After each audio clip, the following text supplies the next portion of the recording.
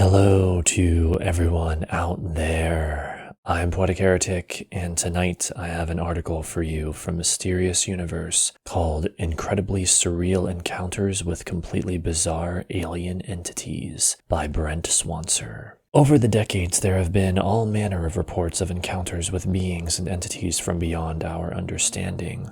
These have taken many forms, including the familiar quote-unquote gray aliens, more reptilian creatures, and even insectoids. Yet some reports get even weirder than these, way weirder in fact, completely evading all reason and classification. Here we will look at a selection of various encounters with alien entities that are just about the most bizarre and bonkers there have ever been. Starting in the 1950s, we have a really weird account from 1954 at an unspecified location in the country of Canada. On July 2nd of that year, a 23-year-old Canadian miner named Ennio La Sarza was out in the wilds when he saw a spherical object about 25 feet in diameter, and with a set of portholes around the edge and pieces of landing gear and something like a retractable antenna on top of it, land in a nearby clearing to disgorge three completely bizarre entities. They were described as being 13 feet tall, with bluish-green skin and glowing bodies. Their heads held antennae on top and a single eye set within them, and had 6 evenly distributed sets of arms tipped with crab-like pincers that clattered open and shut. The leader of the group apparently rushed at La Sarza and hit him with a quote-unquote psychic blow that knocked him to the ground, before they all got back into their craft and headed off at great speed. From 1957, we have the strange case of a retired teacher, Mrs. Mary M. Starr. She claims that on December 16, 1957, she was in her home near Old Saybrook, Connecticut, when she was woken at around 3 a.m. by a very bright light outside of her room. When she looked outside, she could see a large hovering craft with big square windows hovering over her clothesline, and as she looked on, she could see entities moving about within. These truly bizarre creatures were about 4 feet tall, with arms but no hands and transparent cubes for heads with some sort of red core ensconced within, and rubbery bodies that surrounded them like skirts. The creatures ran about in front of the windows for a time, waving about their handless arms, before the windows suddenly vanished as if never there, and the whole craft began to glow brightly, and they silently shot off into the night to leave her standing there in awe. The late author Brad Steger covered in his book Strangers from the Skies the case of Hans Gustafsson and 30-year-old Stig Rydberg, who on December 20th, 1958 were on their way along Route 45 from Haganas to Heisenberg in Sweden in the early morning hours along a foggy road that had such poor visibility that the two friends decided to pull over near the rural village of Domsten. As they walked about outside the vehicle, they soon noticed through the haze that there was some sort of glow emanating from the surrounding forest nearby. The two decided to hike off into the darkened, glow-frosted trees to try and see where the light was coming from, and after penetrating around 150 feet into the woods, they allegedly came across the source of the glow, which proved to be far more bizarre than they had anticipated. There before them was a disc-like object resting on 2 legs around 2 feet long, the whole of which cast a scintillating glow of ever-changing colors. Even odder than the sight of this apparent flying saucer was what could be seen cavorting about the vicinity, which were 3-foot-long amorphous blobs that Rydberg would describe as follows. They were like protozoa, just a bit darker than most, sort of a bluish color, hopping and jumping around the saucer like globs of animated jelly, end quote. Nowhere on the bodies were any visible limbs or sensory organs, nor any other discernible features, and it was as if they were just pulsating gobs of gelatinous goo that could somehow levitate over the ground. Things got rather tense very quickly when these unusual entities suddenly surrounded the two puzzled men and purportedly began to engulf their limbs within their throbbing masses, described as feeling like quote-unquote magnetic dough, while at the same time exuding a terrible stench like ether and burnt sausage. No matter how much the men kicked and lashed out at these mysterious entities, they were able to either dodge or absorb the blows to little effect, as if they were made of jelly. It seemed as if the blob-like creatures were trying to drag the increasingly terrified witnesses towards the glimmering disc, and no matter how hard the two witnesses fought back and struggled, it did little good. By chance, Rydberg finally managed to tear himself free and run back towards their car with the alien blobs in hot pursuit. When he reached the vehicle, he leaned heavily on the car's horn, piercing the night with a wall of noise in an effort to draw anyone's attention to their plight, but which also seemed to have the effect of startling the creatures enough to let go of Gustafsson. The blobs then huddled around their craft, filed inside it, and shot off away into the night sky, leaving behind a screeching, whistling blare, that nauseating stink, and two very shaken men who found that they were covered in strange bruises and cuts. Gustafsson and Rydberg perhaps understandably kept the story to themselves for some time, but when it finally came out, it became a minor sensation in Sweden. The two witnesses were also interviewed by police, and although the story was without a doubt off the wall, they could find no sign of any hoaxing going on, and even when the two were secretly monitored when they thought they were alone, they did not let on that there was any lying or trickery going on. Gustafsson and Rydberg were also found to be in fine physical and psychological health, and in the end, police concluded that the men really seemed to have been traumatized by what they at least truly believed they had seen, whatever that was. It is difficult to ascertain just what it was that these two men saw, or at least thought they saw, and with no other accounts anywhere near it, we will probably never know.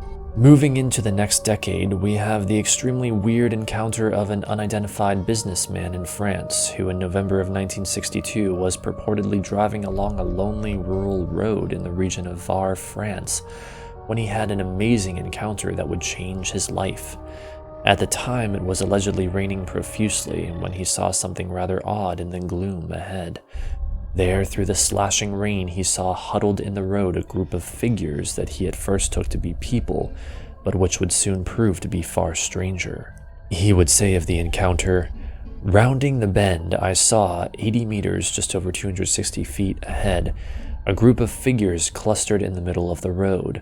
I slowed down to avoid the group, and at the same moment it split into two parts, suddenly and jerkily. My window was down, and I leaned my head out slightly to see what was the matter. It was then that I saw beasts, some kind of bizarre animals, with the heads of birds, and covered with some sort of plumage, which were hurling themselves from two sides towards my car. Terrified, I wound up my window, accelerated like a madman, and then stopped 150 meters, approximately 500 feet further on. I turned around and saw these things, these beasts, these nightmarish sort of beings, which were heading, with a sort of flapping of wings, towards a luminous dark blue object which hung in the air over a field on the other side of the road." End quote. As if all of this wasn't odd enough, he would claim that as the menacing humanoids flew up towards the object, they were literally, quote-unquote, sucked up into it as if by a whirlwind, after which the craft shot off at breathtaking speed. What was going on here? In 1965, we have the rather odd experience of 25-year-old Geoffrey Maskey, Mavis Fordyce, and Michael Johnson, who on the evening of September 20th, 1965, were driving along a remote road near Felixstowe, England, when things would get truly weird indeed. They apparently pulled over to the side of the road to have a chat, when Johnson suddenly and inexplicably got out of the car to go wandering off into the gloom. The others assumed he had just gone off to do nature's business, but the two young men then heard a quote-unquote high-pitched humming sound coming from the surrounding wilderness. As they looked around for the source of the unsettling noise, they saw an oval-shaped UFO hovering about 90 feet over their car, surrounded by a creepy orange glow. It would not be until the next day that Johnson would arrive and tell them of how the evening had gone. He would claim that he had been commanded by some unknown force to get out of the vehicle and go into those woods, and that when he had ventured out into the trees, he had encountered a strange creature that had large eyes and was, quote-unquote, engulfed by orange flames. As soon as he had seen this flaming beast, he had blacked out completely. He would say that he had no memories of what had happened next and had woken up the next day in a hospital bed, only to make his way back to his friends with his incredible story. Perhaps even weirder than all of this is a story from the winter of 1967, when a farmer in Missouri had a rather harrowing and otherworldly experience with what he would call green space penguins. 64-year-old Claude Edwards would claim that he had gotten up to do his farm work like any other day, when he walked across one of his fields and saw sitting there a, quote, massive grayish-green mushroom-like object which was perched atop a circular tube, end quote. As he stared on in awe, he noticed a group of diminutive figures waddling about below the object, and he noticed that all of this was seriously spooking his cows. For some reason, perhaps out of curiosity, Edwards started to approach the strange creatures, and he could see that they were 3 feet high, with grayish-green skin and no hands, tiny feet and no necks. On their beaked heads they wore goggles of some type, and the whole of it caused him to describe them as little green penguins, which he said swarmed about the bottom of the UFO and seemed to ignore the farmer at first. As he drew closer, Edwards claimed that he had picked up some rocks in a plan to lob them in their direction, but when he got within 15 feet, he was abruptly stopped by some sort of force field that prevented him from going any further. He even threw a rock at it, only to see it bounce off of some unseen barrier and drop uselessly to the ground. However, he could now see the mysterious flying object in more detail, describing it as having a smooth metallic texture like quote-unquote shiny silk, with no seams and with some oval portholes of some type with a surreal display of multicolored lights playing out beyond them. He would say of this bizarre craft, "The object just looked like a big shell, grayish-green looking outfit, and underneath there were oblong holes where the lights were coming out. They were so bright you couldn't see when you got up there, as if a color wheel was turning inside the thing. The whole thing took over 5 minutes, maybe 10. I have never seen anything like it. It looked like shiny silk or something. I couldn't tell. I was going to tell, though, if I could have hit it with that rock." End quote. Perhaps foolishly, Edwards threw another rock at it even harder than the first, and although this stone also bounced off, it managed to capture the attention of the quote-unquote space penguins. The creatures all looked to him in unison before scurrying behind the craft and then entering the craft through a portal. The object then began to ascend into the air, shooting off at an amazing speed to vanish. Another downright bizarre case comes to us from the U.S. state of West Virginia, where in July of 1968 a local man by the name of Jennings Frederick was out bow hunting in the rural backwoods just outside of Fairmont, West Virginia. At some point he allegedly heard a high-pitched, unearthly sound that he would describe as sounding like, quote, a recording running at exaggerated speed, end quote. Curious, Jennings searched about for the origin of this surreal noise, and this was when he would come across a very strange sight indeed. There in the brush stood a 7-foot-tall, semi-humanoid entity with an exceedingly thin, almost skeletal frame, long ears, and stalk-like arms that were almost like tendrils and which ended in slender, 7-inch long fingers tipped with some sort of needles or thorns, as well as suction cups. The whole of the anomalous creature was described as green and very plant-like in nature, as if it were part animal and part plant. The whole time Frederick watched it, that incessant chattering sound reverberated around him, and he suddenly realized that he could make out words within the alien noise, like glimpses of meaning from white noise, which he took to say, "You need not fear me. I wish to communicate. I come as a friend. We know of you all. I come in peace. I wish medical assistance. I need your help." As Frederick stood there wide-mouthed in bewilderment, the mysterious being purportedly suddenly lashed out with one of its stalk-like arms with blinding speed to wrap him in an iron grip. The needles or thorns on its fingers then apparently pierced the startled man's skin and began to draw blood.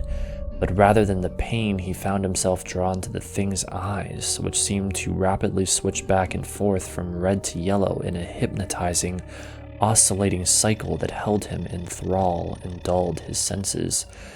After about 2 minutes of this, the otherworldly plant monster reportedly let him go and took off in a sprint up a nearby embankment in great 25-foot-long bounds, followed shortly after by a deep thrumming noise that Frederick would later speculate to have been the sound of the creature's spaceship. For years, Frederick kept this undoubtedly absurd-sounding story to himself out of fear of ridicule, but in 1976 he would relate it to the paranormal researcher Gray Barker, who would then include it in his newsletter. The story would be brought to even greater attention when it was mentioned in the late Brad Steger's 1978 book Alien Meetings. Was this an alien, some sort of cryptid, or what? Whatever it was, the quote-unquote vegetable man of West Virginia is certainly one of the more bizarre encounters on record. From 1974, we have the very weird story from Bald Mountain in Washington State in the United States, just about reportedly 20 miles east of Chehalis, Washington. On November 14, 1974, a fiery object was witnessed to fall from the sky in the area, and after that, several motorists started reporting seeing a very strange entity prowling about the region. Witnesses reported seeing a horse-sized beast with tentacles and an antenna and emanating a neon green glow, which would shamble about the wilderness and would be sighted on more than one occasion. One witness would say of it, "It was horse-sized, covered with scales and standing on 4 rubbery legs with suckers like octopus tentacles. Its head was football-shaped with an antenna sticking up. The thing gave off this green iridescent light." End quote. As reports like this came in and began to make the rounds in the news, Lewis County Sheriff William H. Weister began an investigation to try to get to the bottom of it, but was allegedly stopped by shadowy individuals claiming to represent both NASA and the United States Air Force. These people, often dressed in dark suits, told the sheriff in no uncertain terms that he was to drop the investigation and that they had it under control. His own investigation team was then replaced by what he describes as, quote, a special NASA team, including a heavily armed military unit wearing uniforms with no insignia, end quote. After that, the case of what has been referred to as the Bald Mountain, quote-unquote, crazy critter just sort of faded away into obscurity. What was going on here, and what was this thing? Had it somehow crashed in its ship and was now wandering around aimlessly trying to figure out what to do? There are no answers. Moving along to yet another wacky case, we have a report from September 15th, 1977 in the town of Paciencia, Brazil. On this day, a bus driver by the name of Antonio Larrubia was allegedly walking to work when he spied a rather strange object shaped like an enormous wide hat sitting in a field, measuring an impressive 250 feet across. Soon after he noticed the giant mysterious craft, it lashed out with a thin, bright beam of light, which caught Larrubia and whisked him away to a room of pure white. Within this room were various mechanical-looking beings with bright scales and arms like tentacles, as well as egg-shaped bodies and heads adorned with what appeared to be antennae. Instead of legs, the strange creatures reportedly sat upon rigid pedestals of some sort. After this initial meeting, the frightened Larrubia claims that he shouted at the creatures, which seemed to have the effect of making them cower in fear. He lost consciousness again, and when he awoke, he says that he was now subjected to a series of images projected onto the wall, including various surreal scenes such as a dog being melted and a train entering a tunnel, the meaning of which could not be discerned. At one point during the screening of oddities and grotesqueries, one of the robot beings apparently reached out to draw blood from one of Larrubia's fingers, after which it splashed it across a wall to form a pattern of 3 circles and an L shape. At this point, Larrubia claims he lost consciousness once more, and when he awoke, he was purportedly back in his car, vomiting and dizzy from the whole puzzling ordeal. He would later remember fighting back and actually knocking one of the creatures to the ground, allowing him to escape. Finally, and perhaps the weirdest of all, we come to a case from the year 2002 with a witness named Jean F. and Nelson C. of Villa San Rafael in Calama, Chile. This particular case starts out weird enough and then goes off the deep end into the completely bonkers. On January 12, 2002, Nelson apparently lost his pet snake, a boa constrictor, and so he went out with a friend to try and find it. As they looked around, the man's 2 dogs started getting very agitated, barking and snarling uncontrollably. As the 2 men tried to figure out what was spooking the dogs, they then saw what they at first thought to be a stray dog on the trail before them. They shouted and threw some stones at it to scare it off, but the animal just stood there and did not react, its features still unclear. It then began to walk towards them even as they screamed at it, and as it did, they could see that it was an otherworldly creature that resembled a quote-unquote rugby football with legs. And then it suddenly stood up to walk on 2 legs. The 2 men then felt an energy like an electrical shock in the stomach. One of the witnesses would describe the completely outlandish creature, quote, "Its head was like one of a large dog, and it had a flat nose like a bulldog.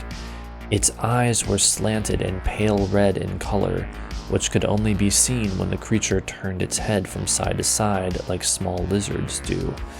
Its ears were flat, round, and large. Its arms were short, they had elbows, and the hands had 3 fingers. It had hair like the one on a wild pig. Its legs were like the ones from a goat. The feet had also 3 fingers and a membrane like ducks, but somewhat shorter."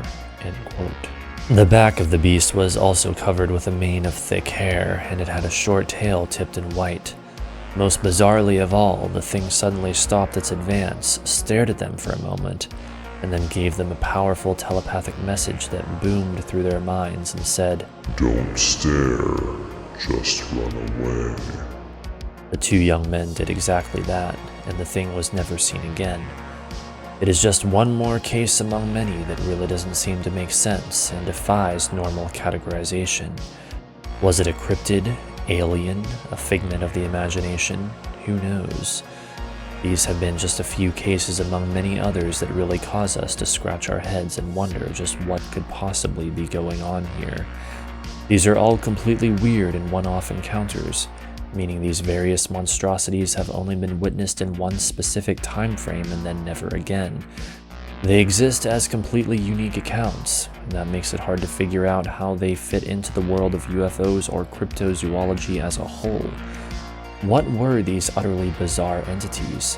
Were they aliens, some sort of interdimensional interlopers bleeding through some veil between realities, or something else? For now, it is hard to say, and these baffling reports rank among the strangest of the strange. That concludes this article. I am Poetic Heretic. Thank you so much for watching this video. Please like and subscribe if you have not already, and I will see you next time.